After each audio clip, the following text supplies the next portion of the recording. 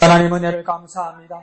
사랑하는 목양의 지체들 무더위 가운데도 지켜주시고 또한 육체의 삶뿐만 아니라 우리 영혼이 하나님이 계신 곳을 향하게 하여 주시니 감사합니다. 주님을 향한 예배의 간절한 마음으로 우리를 불러주시니 감사합니다. 이 시간 예배로 주님 앞에 영광 돌리는 우리가 되게 하여 주시고 주님이 주시는 깨달음으로 우리 삶의 자리가 더욱 빛나며 주님 앞에 영광이 되게 하여 주시옵소서. 우리 목양교회 크신 비전 주시니 감사합니다. 큰 은총을 받은 자여 강건하라 강건하라는 주님의 말씀처럼 우리 목양교회가 든든히 세워져 나가게 하여 주옵소서. 우리 목양의 지체들이 영육간에 강건하게 하여 주시옵소서. 하나님 아버지 이 시간 예배 가운데 주님 앞에 온전히 영광이 되게 주님 은혜 베풀어 주시옵소서. 모든 것을 감사드리며 거룩하신 예수님의 이름으로 간절히 기도합나이다. 아멘. 하나님 말씀 보시겠습니다. 고린도전서 11장입니다. 고린도전서 11장 2절에서 16절까지인데요. 첫 단락 2절에서 6절까지는 우리 인숙 집사님요. 7절에서 12절까지는 이금 집사님요. 13절에서 마지막까지는 우리 다 같이 하도록 하겠습니다. 인숙 집사님, 이금 집사님 다 같이 이렇게 하겠습니다. 너희가 모든 일에 나를 기억하고 또 내가 너희에게 전하여 준 대로 그 전통을 너희가 지킴으로 너희를 칭찬하노라. 그러나 나는 너희가 알기를 원하노니 각 남자의 머리는 그리스도요 여자의 머리는 남자요 그리스도의 머리는 하나님이시다. 무릇 남자로서 머리에 무엇을 쓰고 기도나 예언을 하는 자는 그 머리를 욕되게 하는 것이요 무릇 여자로서 머리에 쓴 것을 벗고 기도나 예언을 하는 자는 그 머리를 욕되게 하는 것이니 이는 머리를 미는 것과 다름이 없습니다. 만일 여자가 머리를 가리지 않거든 깎은 것이요 만일 깎거나 미는 것은 여자에게 부끄러움이 되는 듯 되거든 가질지니라. 네. 남자는 하나님의 형상과 영광이니 그 머리를 마땅히 가리지 않거니와 여자는 남자의 영광이니라. 남자가 여자에게서 난 것이 아니요 여자가 남자에게서 났으며 또 남자가 여자를 위하여 시험을 받지 아니하고 여자가 남자를 위하여 시험을 받은 것이니 그러므로 여자는 천사들로 말미암아 건세 아래 있는 표를 그 머리 위에 둘지니라. 그러나 주 안에는 남자 없이 여자만 있지 않고 여자 없이 남자만 있지 아니하니이다. 이는 여자가 남자에게서 난 것 같이 남자도 여자로 말미암아 났습니다. 그리고 모든 것은 하나님에게서 났느니라. 네, 다 같이요. 너희는 스스로 판단하라. 여자가 머리를 가리지 않고 하나님께 기도하는 것이 마땅하냐? 만일 남자에게 긴 머리가 있으면 자기에게 부끄러움이 되는 것을 본성이 너희에게 가르치지 아니하느냐? 만일 여자가 긴 머리가 있으면 자기에게 영광이 되나니 긴 머리는 가리는 것을 대신하여 주셨기 때문이니라.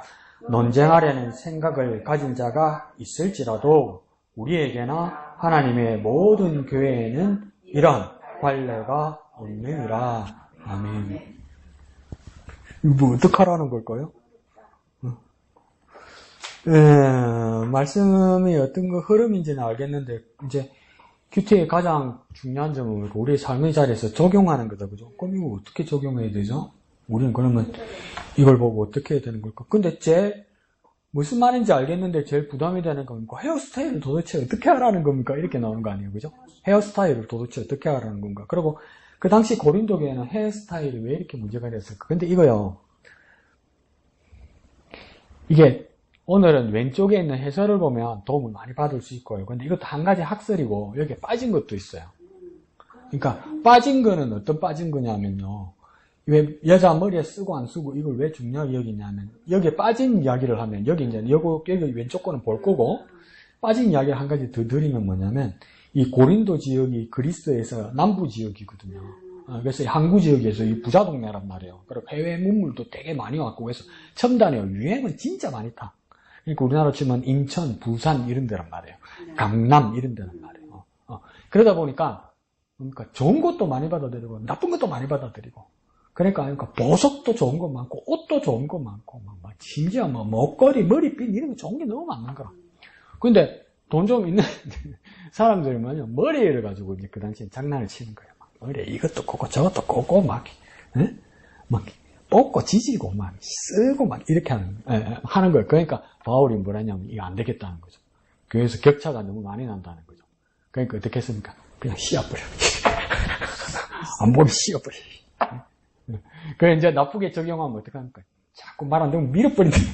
그 뜻은 아니에요. 근데 그 이야기가 하나 있었어요. 너무 사치스러운 거. 이거 못하게 하려고 그러지 않았을까. 근데 그 이야기는 오늘 빠졌어요. 근데 그렇게 추정하는 사람도 있고, 오늘 왼쪽에서 해설을 할 때는 무슨 이야기를 하냐면, 머리에 쓰는 게 뭐가 문제가 있어요? 그때 이방 종교 간섭하고 관계가 있는 것 같아요. 그러니까 헤어스타일을 가지고, 다른 이방 종교의 종교인으로 보이는 거. 그런 스타일들이 몇 개가 있었던 것 같아요. 남자의 헤어스타일이든, 여자의 헤어스타일이든. 그런데 뭐냐면, 이 교회 바깥에 유행을 타다 보니까, 남도 다 하는데, 나도 하고 싶은가. 남도 다 하는데. 그리고 그 당시에 가만히 생각해보세요. 지금 상황하고는 달라요. 지금은 뭡니까? 대한민국도 그렇고, 웬만한 자본주의 국가에서 지배적인 종교는 기독교회잖아요. 교회가 많잖아요. 근데 그 당시에 지금 고린도 교회는 뭐냐면, 소규모입니다. 고린도 지역에서. 소수 종교란 말이에요. 그리고 뭡니까? 고린도 교회에서 교회가 하나 큰 게 있는 게 아니고, 가정교회로 이렇게 나눠져 있는 이런 교회란 말이에요. 소수교회, 약자교회란 말이에요. 약자 종교란 말이에요. 그러면 뭡니까? 어떻게 말하면 유행을 주도할 수가 없어요. 고린도 교회. 유행을 주도할 수. 그러면 그 고린도라는 도시에 유행을 주도하는 것은 뭐냐면 다른 이방 종교란 말이야.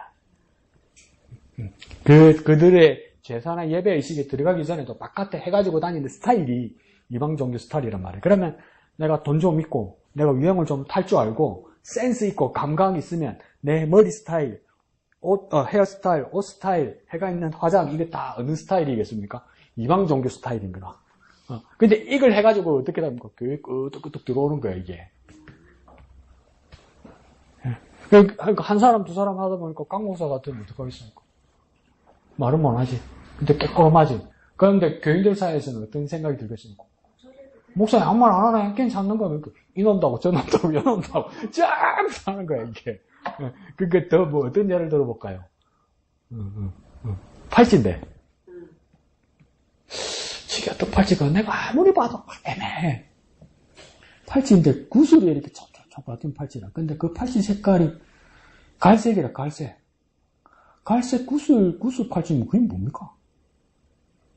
갈색 구슬 팔찌면. 그 염주 아닙니까? 염주. 근데 그게 싸게 많이 판단 말이야. 액세서리 가게도 그게 염주인지 아닌지 아리까리한 팔찌도 있잖아요. 한 사람이 살짝 끼고 와는데 아무 소리 안 하네. 그렇게 이놈도 저놈도 다 끼고 있는 거. 그러면 여기가 집사들이 있는 데고 여기 보살들이 있는 데가 이래 되는 거지. 그러니까 그 고린도 지역에서도 뭡니까? 헤어스타일이나 복장 스타일로 그런 문제가 이제 생기기 시작한 거야. 그럼 이걸 어떻게 해야 될까? 이렇게 하는 거죠. 그런데 여기서 바울이 말을 시작할 때 뭐라고 하냐면 2절 두 번째 줄 시작할 때 뭡니까? 2절 처음부터 너희가 보던 일에 나를 기억하고 내가 너에게 전하여 준 대로 그 무엇이면 그 전통을 너희가 지켜야지. 전통. 이 전통이란 말이 지금 개정 성경에서는 전통이라 되어 있고 개혁 한글 성경, 이전 성경에서는 전통 대신 뭐라고 쓰냐면 유전이라고 되어 있었습니다. 유전. 그러니까 전통, 유전 같은 말인데 이 말은 뭐냐면 바울이 또 엄격하게 뭐라고 말한 거냐면 이 내가 말하는 전통이나 유전은 관습이나 문화이지 진리가 아니란 말이에요. 진리는 아니에요. 근데 관습이나 문화라는 거죠. 우리끼리 약속한 룰이라는 거죠. 그렇게 우리가 지키자고 한 것이란 말이에요. 근데 이렇게 했으면 좋겠다고 바울이 권면을 했는데도 이전의 모든 전통과 유전들은 잘 따라왔다는 거예요. 근데 왜 그러면 근데 여기서 뭐라고 이야기했냐면 저 4절쯤 가면 남자로서 머리에 무엇을 쓰고 이러잖아요. 그 왜 무엇이라고 얘기했을까? 그러니까 이걸 또 이제 추정하는 거예요. 이 무엇이 뭘까요? 모자는 아닙니다. 그러니까 너울이나 수건 같다 이렇게 보는 거죠. 너울이나 수건. 이 너울이나 수건 쓰는 문제는 뭐냐면 이거는 유대교의 해당이나 기독교의 교회에서 시작된 건 아닙니다.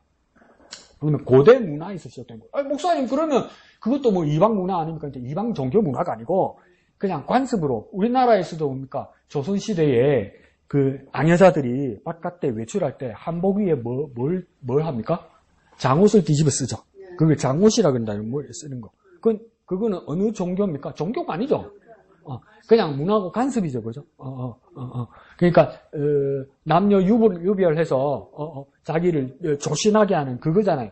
그것처럼 이 수건이나 너울 쓰는 여자들이 수건이나 너울 쓰는 문화도 그러니까 구약 성경 경전이나 유대교 해당이나 신약 교회에서 가르쳐준 진리는 아니란 말이에요. 근데 그 전에 그냥 고대 사회에서 여자들은 뭡니까? 이 수건이나 너울을 쓰면서 어떤 것을 하고 있었냐면 겸손. 그리고 어쩔 수 없습니다. 이 당시는 옛날이니까 가부장적인 사회니까 그러니까 복종, 순종, 절제 이런 걸 표현한 여인들이 쓰는 거란 말이에요. 근데 이걸 가지고 교회로 오니까 그 당시에 바로 그냥 이거는 괜찮다, 좋다 이랬단 말이에요. 그러니까 지금 21세기는 이해가 안 가죠. 남자가 여자가 똑같이 이래 되는 거죠. 미국의 신학교는 크게는 두 흐름의 신학교로 이렇게 나눠져 있습니다. 보수주의 교회와 이 진보주의 교회. 근데 이 진보주의 신학교는 어느 정도로 만약 이게 막 반항적이냐면 어느 목사님이 그냥 말씀 그대로 한 거예요. 하나님께서 우리의 아버지 되시고 자녀들을 돌보시고 근데 자녀들이란 말보다도 무슨 말이 많습니까? 아들들을 돌보시고 이렇게 돼 있잖아요. 그러면 솔직히 나는 이제 요즘은 섭짓 하거든요. 우리 여집사님들 모셔놓고 하나님께서 저와 여러분을 아들 삼으십니다. 그러면 딸내미인데 이렇게 되잖아요. 근데 그 가부장에서는 아들밖에 안 쓰있단 말이에요. 그러니까 우리가 자녀 삼으시고 제가 이렇게 바꿔서 말하잖아요. 근데 이 진보적인 이 신학자들과 학생들은 어떤 가지 반발심을 가지고 있냐면 하늘에 계신 우리 아버지 이거 걸린다는 거야. 마음에. 그래서 피오렌자라는 여자 신학교 교수는 뭐라고 그 주기도문을 바꿨냐면 하늘에 계신 우리 아버지 어머니요 이러는 거야. 그러니까 이제 그 어느 시카고의 신학교에서 교수님이 목사님이 설교를 하면서 하나님께서 우리 아버지 되시고 아들 되신 여러분들을 지키시는 그 여자 신학생 하나가 목사님을 딱 잡고 못 나간다는 거예요. 사과하라는 거예요. 내가 뭐 잘못했는데. 왜 하나님이 아버지만 되십니까? 하나님이 성별이 있냐 이거예요. 하나님 성별이 있습니까 원래는? 하나님 성별이 없죠. 하나님 남자입니까 여자입니까? 없죠. 그런데도 아버지 되신 마음을 우리를 지키시는데 아버지라 부르는 거잖아요. 왜 하나님 아버지라 그러냐 이래 된 거예요. 그러니까 목사님 웃으면서 아니 나는 내가 지어낸 게 아니고요. 성경에 있는 그대로 이야기합니다. 안 된대. 걔도 그렇고 목사님도 그렇고. 그러니까 근데 여기서도 보면 이 당시 사회는 또 가부장적인 사회고 그 질서를 이어오는 사회이기 때문에 그 사회 전반 질서에서 남자는 생활과 집안을 담당하는 사람이었고 그래서 대외적인 사람이었고 부인들과 아내자들은 집안에서 살림을 하고 또 그 질서를 지켜주는 조력자 역할을 했기 때문에 거기에 대한 질서의 표시로 무엇입니까? 머리에 수건을 쓰면서 점숙한 모습을 하는 것. 그것이 교회 밖에서의 모습이었는데 교회 안에 들어와서도 그걸 바울이 허용했단 말이에요. 왜 허용했습니까? 그렇게 질서로 흘러가게 하는 게 맞다는 거죠. 그래야만 무슨 흐름이 있을 것 같다는 거죠. 어떤 흐름이. 그러니까 더 뭘 말할까요? 무질서를 막으려고 하는 거예요. 무질서를. 여러분이 자유함을 가지고 권리를 가지고 또 하나님 앞에 당당하게 나아가는 그 믿음 그거는 중요하죠. 근데 니도 믿음 있고 나도 믿음 있고 내도 자유 있고 너도 자유 있고 그러니까 막 내 맘대로 이게 안 된단 말이에요. 그리고 오늘 그 예배의 모습도 고린도 교회 예배의 모습을 보면 순서의 모습을 보면 지금 근대 이후로 현대에 있는 예배의 모습하고 좀 다르죠. 예배의 순서의 두 개가 뭐가 나옵니까? 남자도 여자도 예배 순서에 맡은 자들이 뭐 한다고 합니까? 기도와 뭐 한다고 됐습니까? 성경 본문에 기도와 뭐가 됐습니까? 기도나 무엇하는 자? 예언. 그렇죠. 예언. 기도와 예언이 그 순서였단 말이에요. 기도 예언. 그러면 고린도 교회는 기도 빡 하다가 눈 벌 뜨고 니 어디 술집에 가자. 니 담배 피다 올라오자. 어제 고스톱 치체! 예배 먹고 어디 갔지? 이제 벌 받는데, 이거는 그 예언을 말하는 겁니까? 그럼 무슨 예언을 말하는 겁니까? 여기 예언은. 그것뿐만 아니라 미래를 이야기하는 그 예언이 아니라 이게서 예언은 뭡니까? 그냥 쉽게 생각하면 됩니다. 설교입니다. 설교. 하나님 말씀. 하나님 말씀. 근데 이게 왜 예언이라 써있냐면 가만히 생각해서 여러분 생각, 여러분 상상에는 마태복음이 먼저 쓰여진 것 같습니까? 고린도전서가 먼저 쓰여진 것 같습니까? 순서대로 가야지. 마태복음이 먼저 쓰여진 것 같죠? 근데 성경의 순서는 뭡니까? 고린도전서가 먼저 쓰여졌습니다. 서신서가 먼저 쓰여졌어요. 그리고 한참 뒤에 뭡니까? 복음서가 이제 쓰여지기 시작하는 겁니다. 그러면 자, 고린도 교회가 섰어요. 그러면 고린도 교회가 섰는데 지금 고린도 전서가 쓰여졌으면 고린도 전서가 먼저 쓰여졌습니까? 고린도 교회가 먼저 섰습니까? 상식적으로. 그렇지. 교회가 먼저 섰지. 그리고 고린도 교회에 문제가 생기니까 고린도 전서가 쓰여진 거지. 그러면 뭡니까? 초대교회 당시에는 뭡니까? 성경이 제대로 아직 정착이 되지 않았죠. 신약 성경은 정착이 안 되고 제대로 쓰여지지 않았죠. 그래도 아직 교회가 있는 거죠. 그럼 이 사람들은 성경은 무슨 성경을 말하겠습니까? 그냥 구약 성경밖에 없어. 그리고 이제 간혹가다 한 번씩 도는 서신서 몇 개밖에 없단 말이에요. 회람되는. 그러다 보니까 우리가 오늘날 교회에서 설교 말씀 드릴 때 설교 말씀 듣기 전에 제일 먼저 뭐 합니까? 무슨 사도신경 같은 소리 하고 있는 거. 설교 말씀 듣기 전에 목사님 뭐 합니까? 우리 기도. 설교 말씀을 하려면 뭘 기반으로 합니까?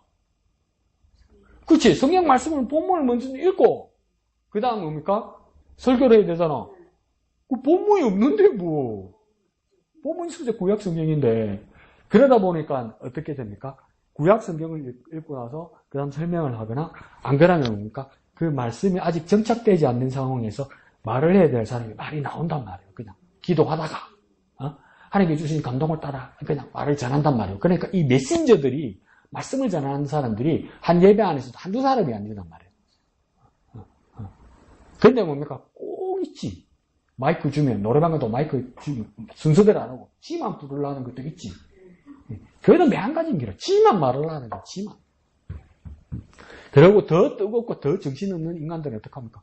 순수 맡아서 이제 이 말씀을 전하는데 하나님 주신 감동을 전하는데 사람이 뭐 말을 해야 될 거 아니에요. 얼랄랄랄랄랄 방언을 합니다. 왜 방언을 했을까요? 이 자랑하려고. 방언하면 알아듣습니까? 못 알아듣습니까? 못 알아듣고 왜 합니까? 설교도 그럼 설교 잘하죠. 이러면 되겠는데 뭐 한다고 말로 합니까? 애꿎게. 설교자가 뭡니까? 능력이 없어서 방언을 못해서 그러면 뭐 말로 설교하는 겁니까? 설교는요, 단위에서 쓰는 말은요, 사람이 알아듣게 하는 말이에요. 그러니까 나중에 고린도 교회에서도 뭐라 합니까? 만약에 방언하는 자가 있어서 통역 있는 자가 있어야 된다고 했잖아요. 그러니까 통역하는 자가 없으면, 그럼 만약에 통역하는 자가 없으면 어떻게 됩니까? 입 닫아. 조용히 해. 이 말이에요. 근데 이게 왜 이렇게 됩니까? 이게 순서를 안 정해놓고 이 질서가 체계가 없으면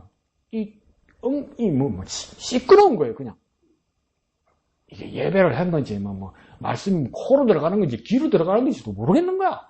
그리고, 여러분, 아무리 친한 사람은 예의 바르게 이야기해도 그런 거 있죠. 저도 그런 경험, 여러분도 그런 경험 있을 거예요.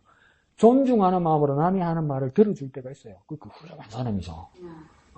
말을 많이 들어준 사람, 정말 훌륭한 사람이죠. 말을 많이 하는 사람은 나중에 집에 가면 후회하는 사람이죠. 내가 왜 그런 말을 했을까? 그러니까 말 굉장히 훌륭한 사람인데 어떨 때는 뭡니까? 그 말씀을 그 사람들 말을 들어주는데도 내가 그러고 있으면서 뭐합니까? 그 사람 말을 듣고 있는 것이 아니라 내 다음에 무슨 말 할까 생각하고 있죠. 그래서 뭐 이렇게 예배가 안 되는 거래.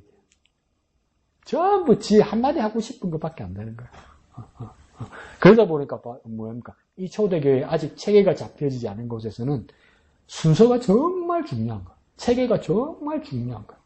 그리고 그걸 기회를 이렇게 주다 보니까 뭡니까? 자기 말할 것만 준비해 오지 하나님을 만날 생각이 없는 거야. 내가 그때 한번 마이크 잡고 발언한 거 그게 중요한 거야. 하나님이 없어. 근데 고린도 교회가 막 은혜 받고 성령 충만 받고 막 은사 받기 시작하니까 그게 더 심해지는 거야. 더 심해지는데 어떻게 하냐면 바깥의 방법을 동원해 오는 거예요. 그래서 오늘 왼쪽에 그 해설 보면 그거 이야기해요. 바깥에 이교도들의 방법을 동원해 오는 거예요. 이걸 어떻게 바로잡을 것인가? 바울이 이야기하는 거죠. 근데 이 바로잡는 방법이 바울은 뭡니까? 오늘 본문에서 말하는 적용점은 뭡니까? 진리를 말하는 것이 아니라 권면하는 겁니다. 권면. 근데 전통으로. 근데 그 전통을 잘 따르면 뭡니까? 제대로 된 예배가 되더라 이 말입니다. 그러니까 뭔가 내 생각보다 중요한 것은 무엇입니까? 교회가 성경에 없는 말씀일지라도 교회의 원활한 예배를 위해서 어떤 전통을 세워서 잘 따라서 모든 사람들에게 은혜가 되고 하나님께 영광이 되면 그 전통은 뭡니까? 훌륭한 전통이라. 그런데도 이 전통의 문제는 뭡니까? 진리와 달라서 뭡니까? 영원하진 않아요. 그 시대에만 쓰이는 거예요. 그러니까 여기서도 예언은 없어지고 더 중요한 건 뭡니까? 교회에 누구 물이 숨습니까 요즘? 근데 그 당시는 쓰는 게 필요했단 말이죠. 그때 필요한 거예요. 그때. 그리고 시대가 변하면 뭡니까? 또 바뀌는 거죠. 그래서 지금 미국에는 오순절 교단이고 한국에는 그게 무슨 교회라고 이야기하더라? 그리스도의 교회인가? 그러니까 그게 두 교회로 나눠져 있는데 어떤 한 교회는 그래도 그냥 이렇게 교회에 예배할 때 이 악기들이 있는 걸로 예배를 하는 데가 있고 어떤 데는 뭐냐면 악기 쓰면 안 돼. 그러니까 생음악으로만 하는 교회가 있어요. 아직도. 그러니까 그게 한편으로는 이해는 하는데 왜 교회 예배에 건반도 있으면 안 되고 왜 기타도 있으면 안 되고 왜 드럼도 있으면 안 될까요? 왜 안 될까요? 그 사람들 말은 나름 일리가 있어요. 목소리가 가장 중요한 악기고 하나님께 적극적으로 드리는 거란 말이죠. 그리고 또 어거지 소리는 뭐냐면 성경에 기타가 어디 있고 성경에 피아노가 어디 있냐 이 말이에요. 그럼 성경에 마이크 있더나. 마이크를 와 쓰는. 옛날에 교인들 그러면 안경 썼더나. 니 와 쓰고. 그게 말이 안 된단 말이에요 사실. 근데 이 교회에 그거는 정말 맹점이 많았습니다. 드럼. 이거 가지고 들어오면 안 된다 이거죠. 반대가 엄청 심했어요. 미국 교회도 처음. 반대가 엄청 심했어요. 이거는 딴따라 날라리들 하는 거라는 말이죠. 기타도 그냥 전자기타 가지고 왜 자꾸 막 드럼 오다 막 깡통 이렇게 자꾸 막 할아버지 할머니들 막 시끄러워서 못 살겠다는 거예요. 근데 이게 언제부터 시작됐냐면 1970년대 미국에는 어떤 문화가 이제 생기겠냐요. 월남전을 하면서 나중에 월남전이 길어지니까 뭡니까? 미국의 군인들이 이렇게 파병되었으니까 월남전에서 미국이 이겼습니까? 월남이 이겼습니까? 이거 미국이 이겼다 그러죠 또. 그럼 여러분 믿음이고 미국이 져서 철수했잖아요. 처음에는 막 몰아붙였단 말이에요. 근데 월남 게릴라들이 이렇게 숨어 있는 데서 미국이 도저히 손을 못 쓰는 거예요. 그러니까 계속 미군들이 죽어나가는 거예요, 이게. 자기 나라 국민들이. 그러니까 미국에서도 이제 반전운동이 일어난 거예요. 우리 젊은 애들이 죽는 거 도저히 못 봐주겠다. 그래서 젊은 애들도 군대 가기 싫은 거야. 군대 가기 싫지. 가면 죽는데, 이제. 그러면 그때 일어난 운동이 뭐냐면 히피 운동입니다, 히피. 히피는 들어봤죠? 히피. 집시, 히피. 밖에다가 천막 치고 막 지네들끼리 막 대마초 피고 막 노래 부르고 막 통기타 치고 노래 부르고 막 그러는 애들. 그 히피 문화가 싹 든 거예요. 그 집에도 안 들어가지. 지네들끼리 그냥 마음대로 놀지, 젊은 애들. 마음대로 놀지, 집 들어가면 안 되지. 영장 나오잖아.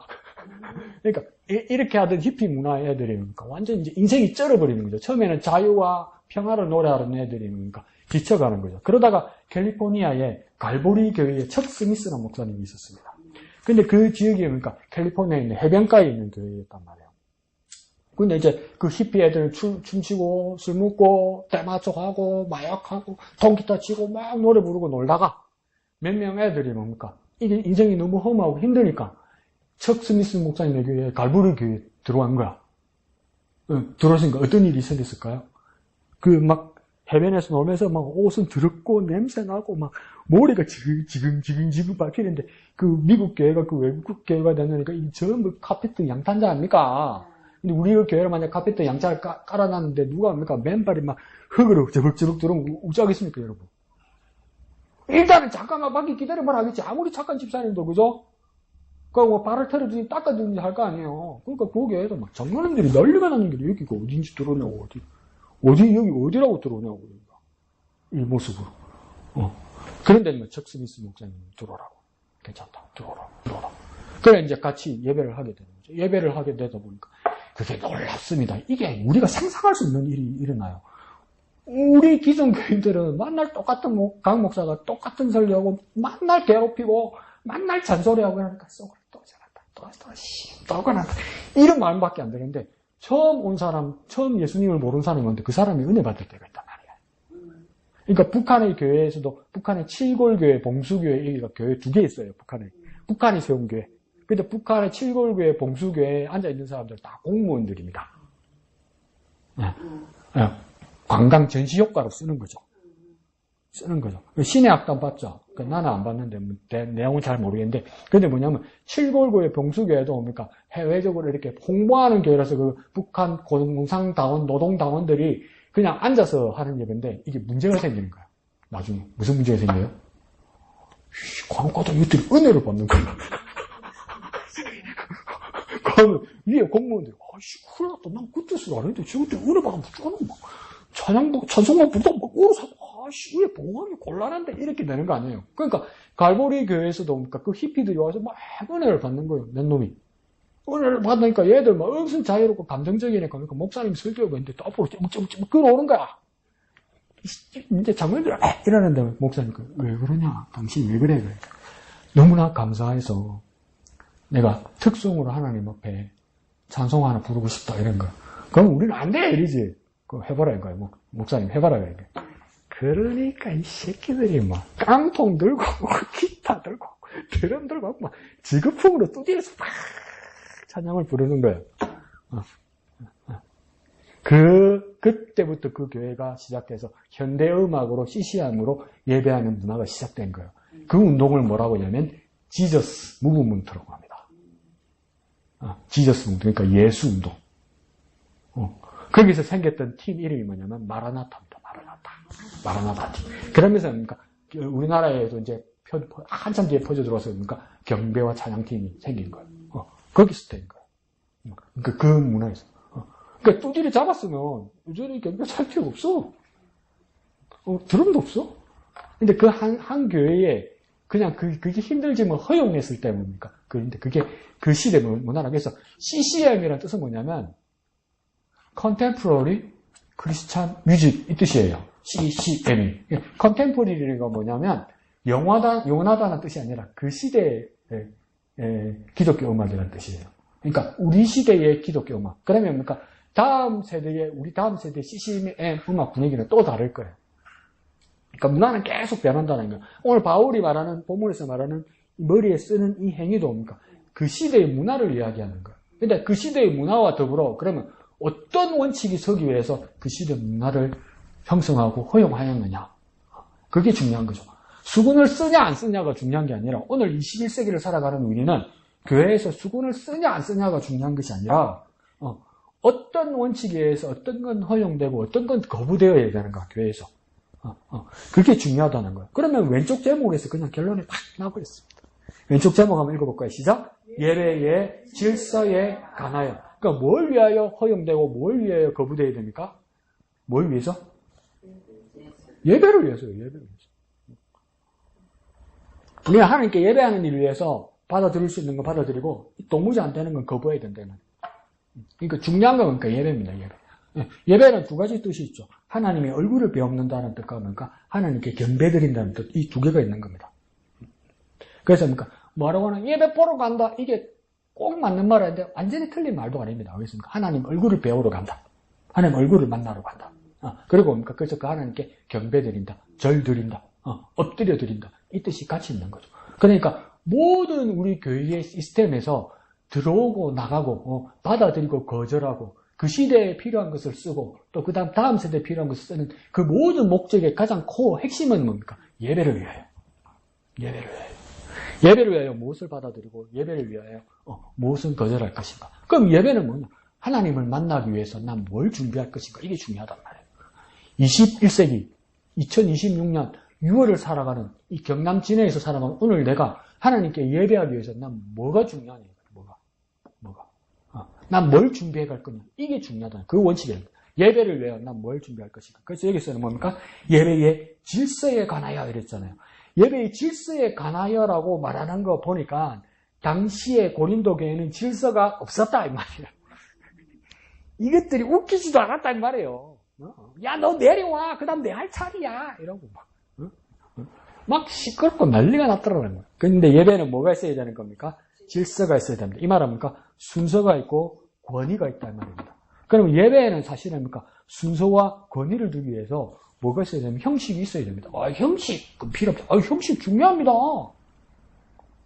형식이란 그릇 안에 내용을 담는 겁니다. 그래서 그러니까 예배의 질서에 관하여 이렇게 말한다. 밑에 바울은 한번 읽어볼까요? 시작. 바울은 교회의 예배와 공적 모임에 관해 교훈합니다. 먼저 예배 때 기도하고 예언하는 자들은 우상 숭배자들의 옷차림과 구별되도록 단정하게 입어야 한다고 말합니다. 그렇죠. 그래서 바울은 뭐라고 합니까? 교회의 예배가 있고 공적 모임이 있다고. 그러니까 공공의 개념이 있습니다. 바울이.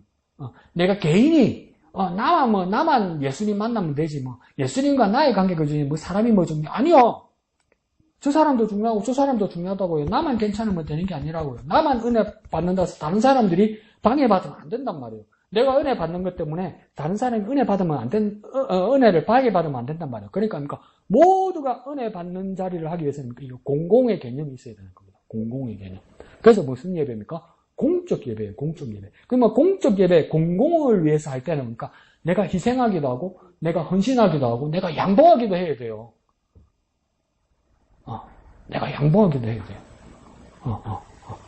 그래서 그러니까 먼저 예배 때 기도하고 예언하는 자들은 이러죠. 기도하고 예언하는 자들은 뭐라 말할까요? 순서를 맡은 자들은 이겁니다.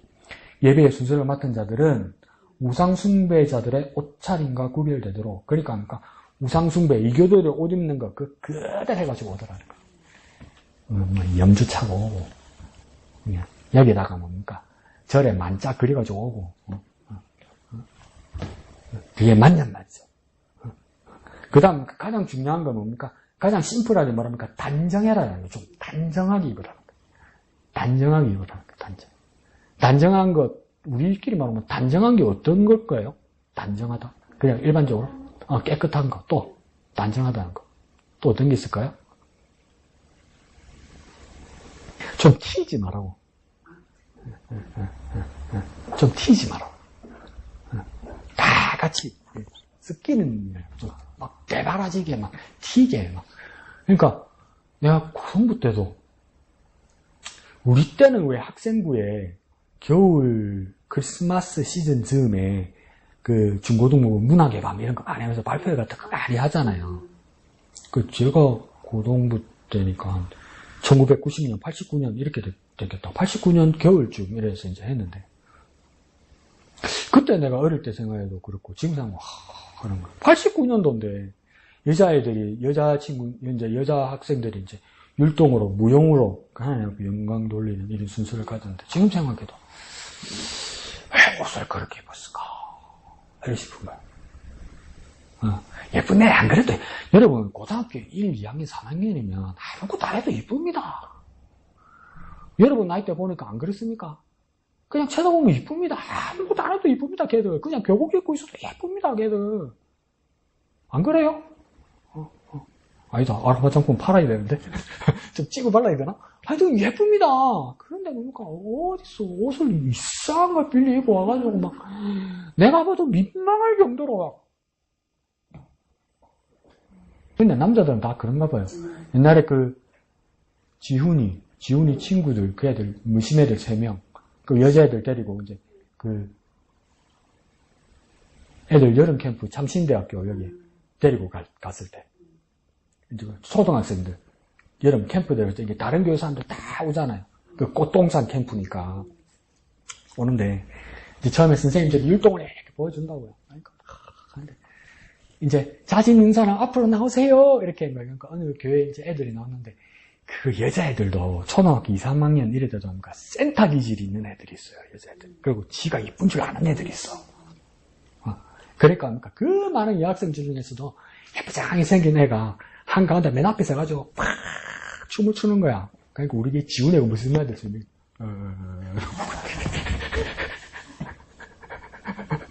넋을 빼놓고 보고 있더라고. 그래, 그렇지. 근데 뭡니까? 예배에서 중요한 거는 뭐냐면 단정함입니다. 단정. 그 왜 단정함이 중요하고 왜 튀지 않는 게 중요합니까? 예배에서는? 왜 비싼 옷으로 튀지 않는 것이 왜 중요합니까? 왜 빛나는 걸로 색깔 있는 걸로 막 치장하지 않고 왜 단정한 것이 왜 중요합니까? 예배가 뭔데? 그렇죠. 하나님이 보여야죠. 예배에 하나님이 보여야죠. 내가 막 이상한 거 입고 막 번쩍번쩍하는 거 입고 와가지고 막 태진아나 남진처럼 막 번쩍번쩍하는 거 입고 와가지고 사람이 교회에 뜩 들어왔는데 그러니까 그 사람만 보여. 자기는 기분 좋겠지. 근데 그 사람이 보인다는 거 보니까 예배 자리에 하나님이 안 보여. 그렇게 있거나 그렇게 표시 내지 말란 말이에요. 단정함이 중요하단 말이에요. 단정함. 내 이 복장과 내 이 자세가 하나님이 돋보이게 하는 것인가 내가 돋보이는 거 이게 중요해요, 여러분. 근데 그걸 까먹죠. 우리가 까먹죠, 자꾸.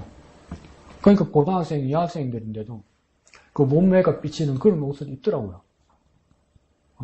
진짜. 여러분서 어떻게 했을까요? 여러분서 이래야 되는데, 나도 쳐다보고 있는 거죠. 그러니까 이게 얼마나 안타까운 일입니까? 그래서 바울은 뭐라 합니까? 단정하게 입어야 한다. 정돈돼야 되고, 제정신이어야 되고, 정신 나간 사람처럼 하면 안 된다는 겁니다. 그러고 막, 그때 되면 막, 또 되게 은혜 받았다고 하는 사람들이 막 유별나게 설치는 사람이 있거든요. 단정하란 말에 저는 그 뜻도 있는 것 같아요. 설치지 마라, 좀. 설치지 마라. 이게 대바라지지 말라는 거죠. 그런 뜻도 같이 있습니다. 예, 한번 이야기 들어봅시다. 이양태 집사님? 네, 어제나 오늘이나 이렇게 묵상을 하면서 좀 어려웠어요. 어제 같은 경우는 우상제물 이렇게 그런 거를 또 읽어나가면서 그것도 그렇고 또 이제 오늘은 또 이제 또 보니까 복장에 대해서 머리에 대해서 이렇게 막 하다 보니까 저하고 또 동떨어지게 어떤 성경 말씀 이야기였던 것 같아서 그랬는지 좀 깊이 들어가지는 못했습니다. 오늘 같은 경우에는. 그런데 제목으로 인해서 예배 질서에 관하여 이러면서 이제 오늘 저는 이제 2절과 3절, 4절 여기서 너희가 모든 일이나 나를 기억하고 또 내가 너희에게 전하여 준 대로 그 전통을 너희가 지킴으로 너희를 칭찬하노라. 그러나 나는 너희가 알기를 원하노니 각 남자의 머리는 그리스도요 여자의 머리는 남자요 그리스도의 머리는 하나님이시라. 여기까지 보면서 그냥 예배 질서에 관해서 그냥 조금 그냥 묵상을 했거든요. 그냥 여기에 대해서는 머리를 미니 많이 이런 거에 대해서는 저는 또 그런 데 영어에는 또 관심이 또 보니까 거기에 대해서는 저는 그거 하는데 그냥 예배할 때 정말 주님께 영광 돌릴 수 있는 예배에 우리가 정말 합심하며 나가는 이런 거였고 그래 여기 바울은 교회 예배에 공적 모임에 관한 교훈합니다. 먼저 예배 때 기도하고 예언하는 자들은 우상 신도자들의 옷차림과 구별되도록 단정하게 입어야 한다고 말합니다. 그래서 우리가 정말 예배에 우리가 정말 주님만 바라볼 수 있고 그리스도의 머리는 하나님이라 그랬으니까 우리가 정말 거기에 오늘 말씀과에 맞는가는 모르겠지만 정말 예배의 중요성에 우리가 정말 준비해 나갈 수 있는 오늘 되었으면 하는 그거였고요. 그래서 정말 저는 그냥 오늘 예배 질서에 관하여 이게 제목에서 그냥 은혜 받았고 여기 오늘 뭐 밑에 말씀하는 데서는 제가 조금 좀 잘 그냥 묵상은 되지 않았습니다. 예, 좋습니다. 그래서 집사님이 한 번 더 언급했다 그죠? 제목 밑에 두 번째 줄에 뭡니까? 우상숭배자를 옷차림과 구별되도록 해야 된다 이랬잖아요. 그러면 이거 반대로 말하면 뭘까요? 예배자는 우상숭배자들과 같으면 안 된다는 거예요. 같으면 안 된다는 거예요. 같으면. 달라야 된다는 거예요. 그럼 더 말할까요? 예배하는 사람과 예배하지 않는 사람과는 달라야 되는 거예요. 나는 예배하는 사람으로서 예배하지 않는 사람의 옷 매무새나 성품이나 표정이나 헤어스타일이나 이런 것과는 달라야 된다는 거예요. 똑같으면 안 된다는 거예요. 그러니까 바빠서 뭐 급한 일이 있어서 그것보다도 예배 오는 것이 더 중요해서 오는 건 아무 문제 없어요. 아무 문제가 없는데 그냥 이게 작업복인가 이게 외출복인가 이게 예배를 준비하는 옷인가 구분이 가지 않을 정도로 오는 것은 그러니까 옷 외무새가 중요한 것이 아니라 마음가짐이 뭐냐는 거죠. 그래서 뭐 우리 때는 그런 친구도 있었습니다. 우리 친구가 공고 다니던 친구인데 공고 다니는 친구면 3학년 2학기 때 실습을 이미 나가잖아요. 근데 공장에서 일을 하다 보니까 얼마나 고되고 힘듭니까 여름에.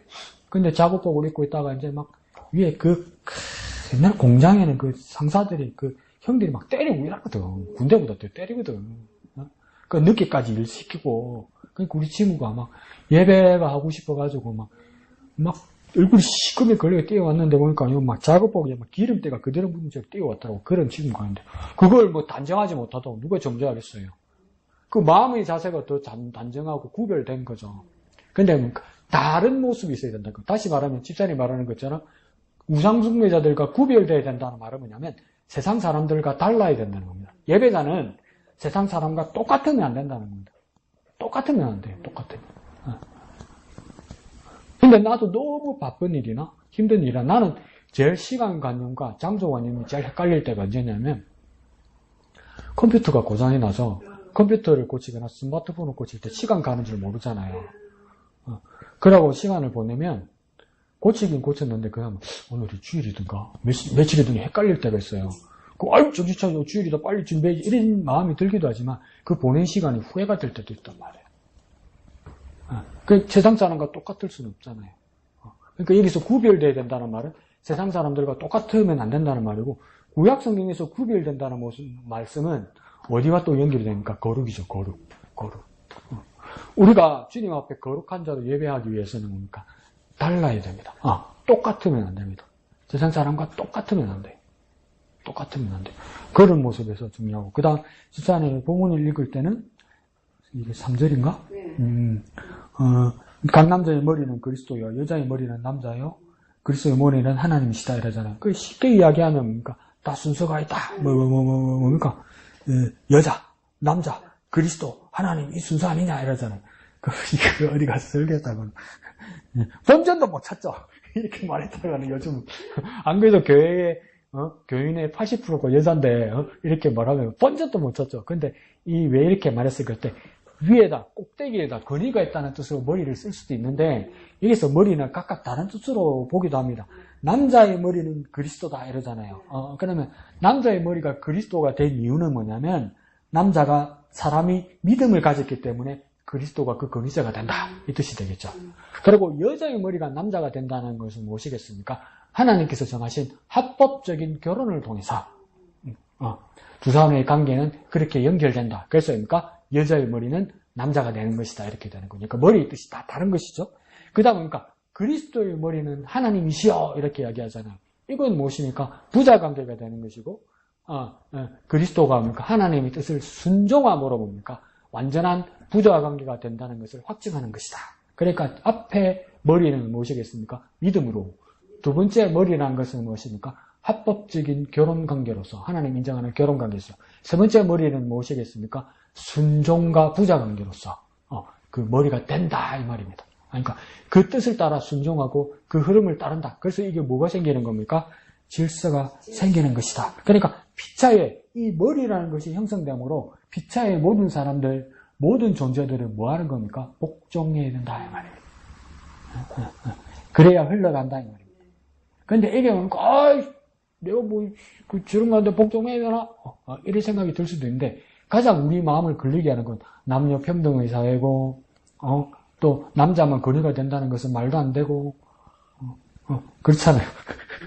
이게, 남자들이 왜 다른 여자한테 눈이 가나, 이런 생각을 했는데, 누가 라디오에 그런 이야기를 하더라고. 남자가, 하여튼, 기회만 주면 남자들은 딴 짓을 해, 딴 생각을 해. 그러니까 뭐냐면, SNS로, 스마트폰으로, 내 옛날에 중학교 때 첫사랑한테 연락이 온 거야. 여자한테. 근데 마누라한테 안 들키고, 몰래 만나러 간 거야. 막 그 설레는 마음으로. 그러니까 그 옛날 여자친구가 뭐라 하는지 아세요? 건강 자석 좀 사달라.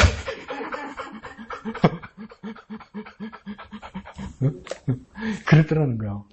근데 그 남자는 왜 그럴까? 그러면 부인들한테는 오래 살다 보면 무슨 대우를 받겠습니까?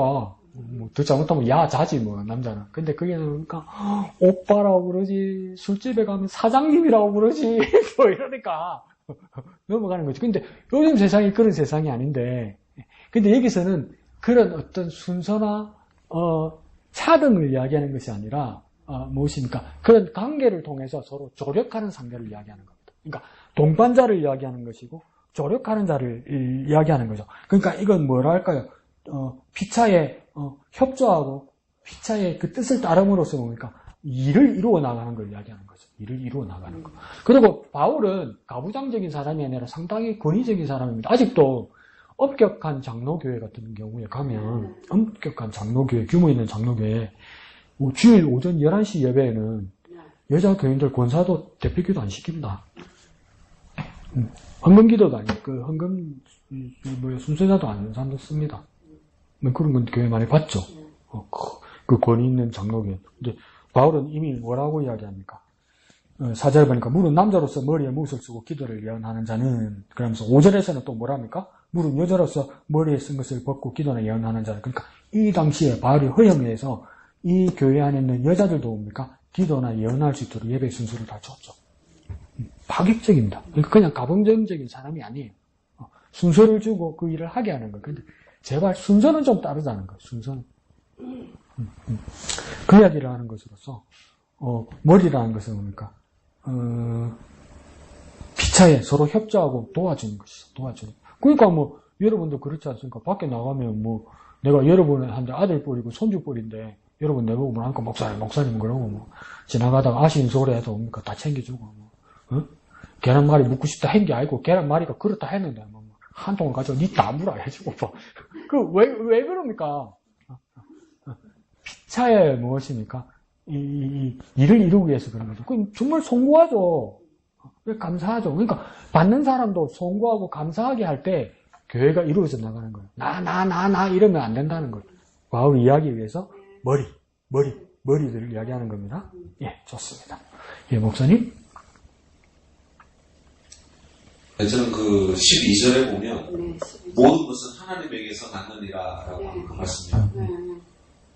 지금 고린도전서 11장에 머리를 가리느냐 아니냐라고 하는 그런 외적인 이야기처럼 보이는데 지금 바울이 얘기하고 싶은 거는 예배 가운데 하나님의 질서를 존중하라라고 하는 그런 부분이거든요. 고린도 교회라는 부분이 은사도 많고 또 기도와 예언에 대한 열정도 있고 오늘 본문에 보니까 목사님께서 말씀하신 대로 4절에 보니까 남자도 기도나 예언을 하고 5절에 보면 물은 여자도 기도나 예언을 하는 정말 은사가 철철 넘치는 그런 교회였던 것 같아요. 그런데도 불구하고 문제가 되는 것은 이 은사나 자유가 공동체를 세우는 것이 아니라 공동체를 무너뜨리고 있다는 것이죠. 예배가 무질서해지는 그 정도가 아니다. 그래서 예배에 대한 질서라고 하는 부분에 대해서 오늘 두 가지를 얘기하고 있는 것 같아요. 하나는 하나님께 대하여 올바로 쓰는 것과 두 번째는 공동체가 세워지는 것. 공동체가 깨트려지는 것이 예배가 아니라 그 하나의 질서를 통해서 공동체가 철저하게 세워지는 그 모습들을 원한다라고 하는 그런 생각들을 해봤어요. 신앙생활을 하면서 내가 불편하지 않으면 되지. 내 진심이 그런데 뭐 하나님께서 다 아시겠지 라고 그렇게 어떻게 예배에 임한다든지 아니면 하나님의 일에 임할 때가 참 많은데 오늘 본문을 보고는 얼마나 이게 대단하면 사도 바울은 창조 질서까지 들고 이면서 남자 하나님 형상으로 만들었고 여자 그러면서 다 하나님께 나서 뭐 너게 있는 줄 알아 뭐 이러면서 얼마나 지금 강조하고 있는지 모르겠어요. 그러다 보니까 예배라고 하는 것이 내 자유를 내세우는 것이 아니면 내 감정이 이렇게 충만함을 얻는 것이 예배가 아니구나. 하나님께서 영광 받으시는 것이 예배구나. 그래서 성경은 분명하게 하나님께서 만드신 질서는 선하고 아름답다라고 말씀하고 계시니까 심지어는 예수 그리스도의 머리는 하나님이시다라는 이 말씀도 사실은 오늘 붙들고 묵상해야 될 정도의 내용이거든요. 삼위일체 하나님이신데 누가 높고 누가 머리가 됐다라고 하는 이런 표현도 그것도 역시 질서라고 하는 부분들 속에서 직임들 속에서 가지고 있는 질서구나라고 하는 도대체 얼마나 이것이 중요하길래 창조의 질서부터 시작해가지고 이것까지 거슬러 올라가느냐 말이죠. 그래서 오늘 이 부분을 보면서 다시 예배 드릴 때 제 태도와 그리고 제 마음을 다시 한번 점검하게 됐습니다. 그리고 그 모습 자체보다는 정말 하나님을 경외하는 마음으로 예배에 임하고 있는지 그래서 내 기준보다는 하나님의 질서를 더 귀하게 여기고 싶다라고 적용을 했습니다. 네, 감사합니다. 가장 중요한 거 목사님께서 지적해 주신 것이 뭐죠? 마음이 정말 중요한데 하나님 앞에 내 진심이 중요한데 진심을 표현하는 것은 무엇입니까? 순서가 필요하고 질서가 필요하고 권위가 필요하다는 겁니다. 그래야 또 말해볼까요? 그래야 불편하지 않다는 겁니다. 다른 사람들에게 은혜에 해를 끼치지 않는다는 것이겠죠. 그래서 그건 아주 중요한 겁니다. 그러니까 형식이라는 것, 순서라는 것은 그릇에 불과하지만 그 담을 그릇은 예배라는 것을 담을 그릇은 분명히 필요하고 중요한 겁니다. 그래서 각 교단마다도 그 형식에 다른 것들이 있는데 그것은 그러니까 편의를 위해서 다 그렇게 하는 것이며 뭐가 맞고 뭐가 그러다고 말하는 것이 아니라 예배를 하나님께 온전히 드리기 위해서 그렇게 그 방법과 순서를 정한 것이라고 보면 되겠죠. 그래서 그러면 이 머리 문제를 가지고 왜 그렇게 이야기할까 할 때 왼쪽 해설에서 2절에서 6절까지 설명이 아주 잘 되어 있습니다. 일단 바울이 권면하는 원칙은 뭡니까? 남자는 머리에 쓰지 마라.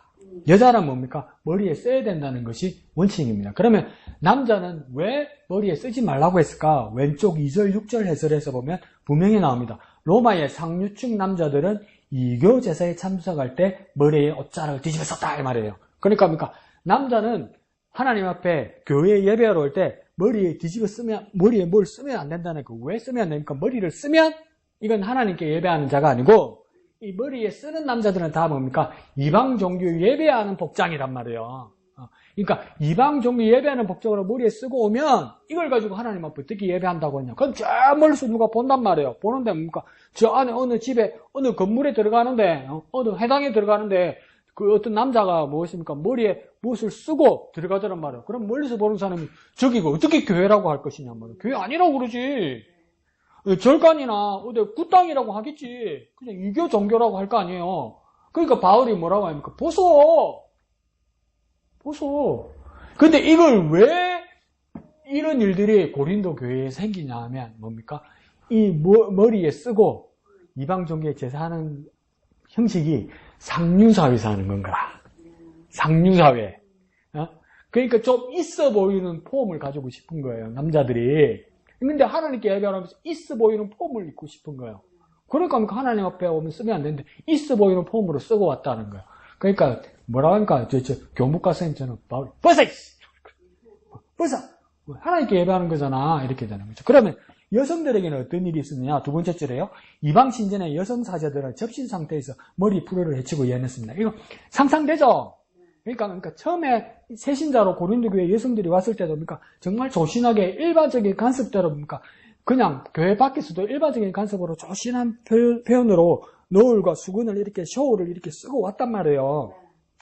근데 이게 이제 막 은혜가 들어가고 막 성령이 충만해지고 은사가 막 생기고 이러니까 그러니까 막 예언하고 막 방언하고 막 통성기도 하고 막 안수기도 하고 이러니까 막 몸에 열이 뻗쳐가지고 막 처음에는 머리를 이래 있다가 막 이래 뻗쳐 그랬는데 머리 이래가지고 이렇게 하는 거야. 처음에 안 그랬는데 근데 그러면 왜 수건을 벗고 이렇게 할까? 그것도 모르니까 뭡니까? 그냥 지가 몸이 뜨거워서 하는 게 아니라 이거 어디서 배운 거라고 얘기합니까? 이방의 여성 사제들이 그러니까 접신해가지고 귀신이 씌어가지고 하는 거 그거 따라하더란 말이에요. 그냥 자기가 독창적으로 나오는 건 없어요. 어디든지 따라서 해요. 자기는 순수하게 그냥 어디서 온 것 같죠? 아니야. 어디서 따라해요. 자기도 모르게 따라한다니까. 근데 가만히 내려놓으니까 그러니까 이방 종교하는 걸 따라하는 거니까 이거 쉽게 말하면 뭐합니까? 여자 무당이 하는 것을 교회에서 하더란 말이지. 그러니까 바울이 뭐합니까? 조용히 머리에 다시 써. 그래. 근데 그 뒤에는 또 이상한 이야기를 합니다. 여자가 머리에 쓰기 싫으면 밀 것이요 이랬잖아요. 그 민다는 뜻은 뭐냐면 근데 또 뭐랍니까? 미는 것이 부끄러우면 머리에 써라고 이야기하잖아요. 이게 뭐냐면 일단 그 당시에 기본적으로 여자는 머리들이 길었는데 머리를 밀었다는 것은 한 두세 가지 뜻이 있는 거예요. 첫 번째는 뭡니까? 가늠하다 걸린 사람들. 그럼 벌 준다고 확 밀어버리는 거예요. 그걸 사람들이 볼 때 뭡니까? 저 부정한 여자다. 그렇게 표현하는 거죠. 두 번째는 뭡니까? 집에 상을 당했을 때. 그 머리를 미는 거예요. 그리고 그 다음 세 번째는 뭐냐면 매춘부들 머리를 미는 거예요.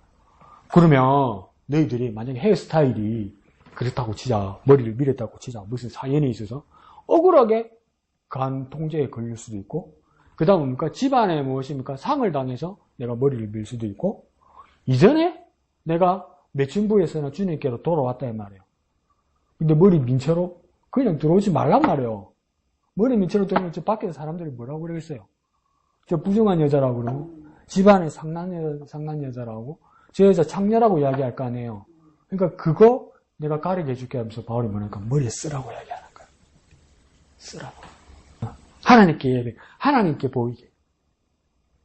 하라고요. 이거 이치적으로 맞잖아. 이거 뭐 진리의 심오한 영적인 그게 아니잖아. 하나님 앞에 제대로 격식을 갖추라는 거잖아요. 격식을. 그러니까 그 시대 문화에 그랬다고요. 그 시대 문화에. 이게 필요했다는 겁니다. 그러니까 여자가 그 노을이나 수건을 벗으면 뭡니까? 부장한 여인이 되고 강제로 삭발당한 것처럼 보이니까 불편하잖아요. 그렇게 하지 말란 말이에요. 남자들이 왜 굳이 머리에 쓰냔 말이에요. 내가 좀 있는 사람이다. 사회 교회 밖에서도 잘 나가는 사람이다. 근데 이방 종교의 사제복을 입고 오면 어떡하냔 말이에요. 하나님께 예배하는 거 아니에요. 그거 왜 네가 도돌아주려고 하냐는 말이죠. 누구든지. 그건 하나님께 불명예가 된다는 거죠. 7절에서 10절 해설에서는 더 간단하게 말합니다. 뭐라고 시작합니까? 단정한 그리스도인의 모습이죠. 단정하라고요. 단정하라고요. 단정한 게 제일 중요해요. 단정한 모습. 그래서 그 단정함을 중요하다고 이야기하는. 근데 여러분 여기서도 이제 의문이 생기는 게 하나 있지 않습니까? 어디서 봤는데 머리에 수건 쓰는 거. 어디서 봤죠? 가톨릭 교회에서들 막 그렇게 하죠. 근데 여러분 이 EBS 교육방송이나 해외 그 여행 가는 프로그램 분들 보면 유럽은 개신교회보다 그 천주교회가 많잖아요. 그럼 천주교회 그 미사하는 모습들 한 번씩 보이잖아요. 근데 유럽에 있는 성당을 보니까 미사들이 수건을 쓴 모습이 거의 없죠. 가만히 보세요. 유럽의 그 천주교인들 성당에서 미사들 여자들 수건 쓴 경우 거의 없어요. 근데 우리나라 사람들은 많아요. 근데 요즘 또 우리나라 성당에 가도 그렇게 많지는 않아요. 연세 드신 분들만요. 그럼 이게 어디서부터 생긴 것일까? 이게 뭡니까? 이걸 성당에서는 천주교에서는 뭐라고 부르냐면 이 하얀 수건 이 자체를 여자들이 쓰는 수 자체를 미사보라고 합니다. 미사보. 근데 이게 언제 제정됐냐면 바티칸 교육청에서 1917년도에 제정됐어요. 그래서 교회에 성당에 들어오는 모든 여자들은 미사보를 써야 됐어요. 법이었어요. 1917년도에는. 그래서 이거 안 쓰면 안 됐어요. 그 근거는 뭐냐? 지금 고린도전서 12장이에요. 자기들은 그걸 전통으로 지금 2000년 가까이, 1900년 가까이 지킨 거예요.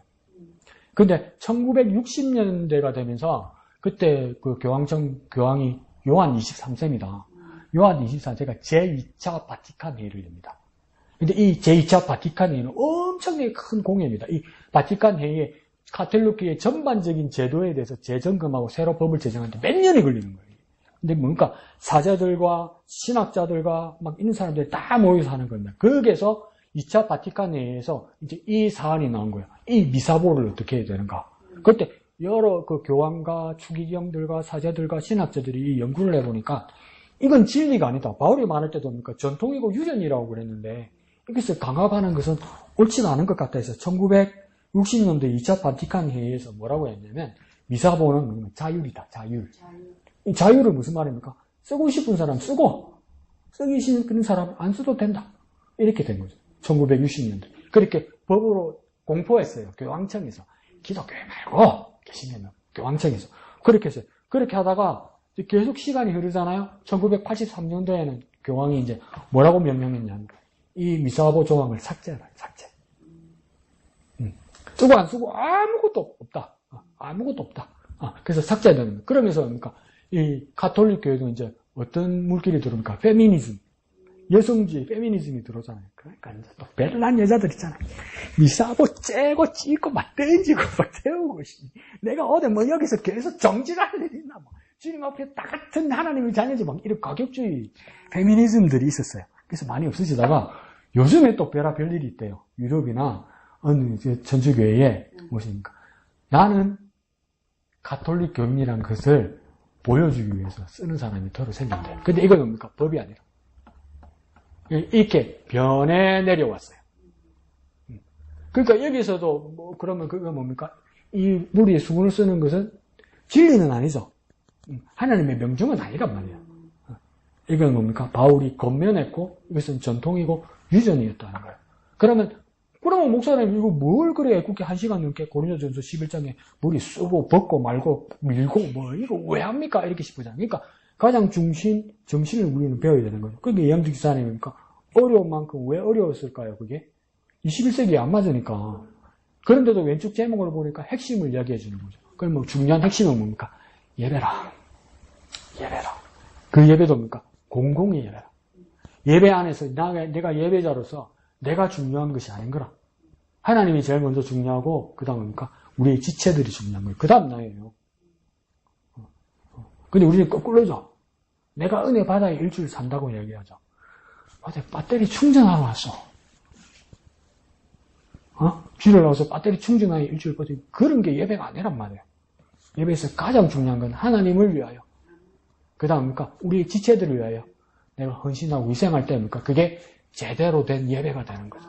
그러니까 내가 예배를 위해서 무엇을 받아들이고 예배를 위해서 무엇을 포기할 것인가. 그러니까 가톨릭 교회도 늦었지만 무엇입니까? 제대로 정리를 하는 거죠. 이제 서서히 2000년 동안 고집 부렸지만 그러니까 서서히 정리하는 거죠. 이건 원칙이 아니다. 자율에 맡기게 되는 거죠. 그래서 예배는 그렇게 중요한 방향으로 흘러가는 겁니다. 그런데 15절에 보니까 또 배 이상한 남자가 있습니다. 15절에 만일 15절에 14절이다. 만일 남자에게 긴 머리가 있으면 자기에게 부끄러움이 되는 것을 본성이 내게 가르치지 아니하냐죠. 이 긴 머리 남자는 또 뭐예요, 이게? 그럼 남자는 뺨하고 머리 기르면 안 되나? 이게 아니고, 이게 머리에 수고 써서 내가 상류층 사람이란 걸 자랑하는 사람이 있었고, 남자 중에 머리를 기르는 사람이 있었는데, 남자 중에 머리를 왜 길렀을까요? 그러니까, 옥살이 어디 그룹산도 밴드 하는 사람이지, 그게 아니고, 이 당시에 머리를 기른 남자들은 뭐냐면, 자기가 철학자라고 생각해요. 철학자. 내 생각 많이 하고 깊이 있는 사람이에요. 그러니까 헬라 철학자들이라는 거. 그러니까 지금 따지면 우리나라도 있잖아요. 요즘 우리나라 남자들 중에 머리 기른 사람들 다 누굽니까? 그거 말고도 지방이 자꾸 도사 이런 사람들 있잖아요. 천공 자꾸 막 그런 거잖아. 교회에 와서 무슨 도사, 교회에 와서 무슨 철학자 그런 거 흉내 내지 말란 말이에요. 네가 그리스도인이라는 것을 보이란 말이에요. 근데 이것도 말 안 되잖아요. 그러면 여자는 남자가 있다 해서 남자의 권위가 있다 해서 이 너를 쓴다고 치자. 그 남자는 왜 안 쓰느냐? 남자는 왜 남자 위에 그리스도가 계시다고 그랬는데 그리스도 계시니까 써야 되지 않느냐? 근데 왜 안 쓰냐면 이건 무슨 말이냐면 만약에 남자가 쓰면 바울이 뭐라고 이야기하냐면 남자가 만약에 너를 쓴다 치자. 이건 뭐냐면 그리스도 위에 다른 신이 있다는 표시가 되는 거야. 이해하죠? 그러니까 순서대로 되는 게 아니고 그 부분을 바울이 설명하는 겁니다. 만약에 그때 문화에서 남자가 이걸 쓰면 어떤 고백을 하는 거냐면 그리스도 외에 다른 신이 내게 있다. 나는 섬기는 신이 그리스도 외에 또 있다고 말하는 거니까 벗으면 나에게 이 남자에게 누구만 있다는 겁니까? 그리스도만 계시다. 그리스도만 계시다. 이걸 고백하는 거라고 말하는 거죠. 그러니까 그 당시의 문화에서 막 여러 모습들이 있었다는 거죠. 여러 잘못된 모습. 그것들을 뭡니까? 하나하나 고쳐가는 거예요. 근데 이거 하나하나 고쳐가면서 이거 하나하나 지적하는데 바울이 마음이 불안했어요. 이게 뭡니까? 진리가 아니잖아. 근데 내버려두면 또 무지를 쌓았잖아. 그걸 바로 잡으려고 얼마나 애썼겠습니까? 그러니까 달래는 거 이전에 너희가 이 모든 일에 나를 기억하고 내가 너희에게 전하여준 대로 그 전통을 너희가 지킴으로 그러니까 너희를 칭찬하노라. 어떤 느낌입니까? 달래! 제발 좀! 뭘 해서 우리 예배 좀 잘하자! 하나님께 예배하는 우리 아니냐? 하나님 예배에서 좀 포기하고 헤어스타일 뭐 그리 중요하노? 패션이 뭐 그리 중요하노? 유행이 뭐 그리 중요하노? 얘한테 체면이 뭐 그리 중요하노? 니 잘나가는 게 뭐 그리 중요하노? 니 그래 도드라지는 게 뭐 그리 중요하노? 니가 사회에서 생각 좀 하고 좀 잘나가는 그게 뭐 그리 중요하노? 예배는 하나님을 위한 것인데 그리고 예배자들을 위한 것인데 그리고 예배는 정신 나간 짓 하는 거 아니다. 이런 거 제발 하지 마라. 은혜 받으면 목사님 왜 하는 거죠. 나는 은혜 되지. 그 주위 사람들은 그러니까 바울이 뭐라고 합니까? 사람들이 많을 때는 뭡니까? 예언하라고 하잖아요. 예언하라는 말은 뭐냐면 그 사람들이 미래를 이야기해 주라는 것이 아니라 정확하게 말로 사람들에게 하나님의 말씀을 건면해 주라는 거예요. 그 방언은 어떻게 하라고 합니까? 나도 방언을 누구보다 더 많이 한다고 했는데 방언은 바울이 언제 한다고 합니까? 혼자예요. 사람들 앞에서 자랑하는 걸로 방언하는 거 아니란 말이에요. 왜 사람들 앞에서 자랑하는 걸 방언하지 말라고 이야기합니까? 뭔 말인지 못 알아듣는데 뭐. 그거는 뭡니까? 예배에 아무런 도움이 안 된다고 이야기하는 겁니다. 그래 우리 왼쪽에 제목을 생각합시다. 중요한 것은 무엇입니까? 예배이고 그 예배의 질서입니다. 왜 예배가 중요합니까? 하나님께 향하는 겁니다. 그리고 우리 지체들을 향하는 겁니다. 그런 주님의 예배자들 되시기를 거룩하신 예수님의 이름으로 축원드립니다. 기도하겠습니다. 거룩하신 아버지 하나님, 우리가 참 예배자가 되기를 원합니다. 참 예배자가 되기 위해서 우리가 버려야 할 것, 우리가 받아들여야 될 것, 우리가 순종해야 될 것, 우리가 건면받을 것, 그 모든 것들이 다 집합되게 하여 주옵소서. 하나님께 영광이 되게 하시고 우리 지체들을 위하게 하시고 그들을 헌신하는 참 예배자들에게 축복하여 주시옵소서. 모든 것을 감사드리며 거룩하신 예수님의 이름으로 간절히 기도합나이다. 아멘. 하늘에 계신 우리 아버지, 아버지의 이름을 거룩하게 하시며 아버지의 나라가 오게 하시며 아버지의 뜻이 하늘에서와 같이 땅에서도 이루어지게 하소서. 오늘 우리에게 일용할 양식을 주시고 우리에게 잘못한 사람을 용서하여 준 것 같이 우리 죄를 용서하여 주시고 우리를 시험에 빠지지 않게 하시고 악에서 구하소서. 나라와 권능과 영광이 영원히 아버지의 것입니다. 아멘.